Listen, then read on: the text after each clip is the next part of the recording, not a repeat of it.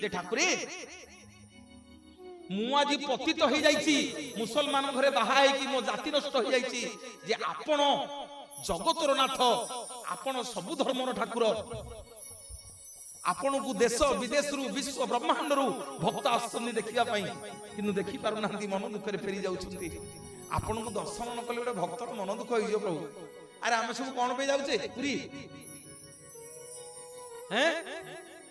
ପୁରୀ କଣ ପାଇଁ ଯାଉଛେ? ଯୋଡେ ଆଖି ଦେଖିବାକୁ। କଣ ପାଇଁ ଯାଉଛେ? ଆଖି ଦିଟା ଦେଖିବାକୁ ଯାଉଛେ ନା କଣ ପାଇଁ?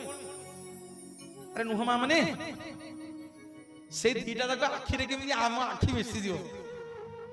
ଖାଲି ଆଖି ଦିଟା ଦେଖିଦେଲେ ଆମ ମନ ପୁରିଗଲା।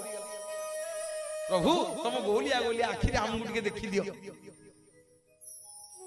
ମୋର ବାପା ମାନେ ମା ମାନେ ଟିକେ ଧ୍ୟାନ ଦେବେ। ଭଗବାନ ଗଜପତି ରାମଚନ୍ଦ୍ର ଦେବଙ୍କୁ କହିଲେ, ରାଜା ତାହେଲେ କଣ ମାଗୁଛ?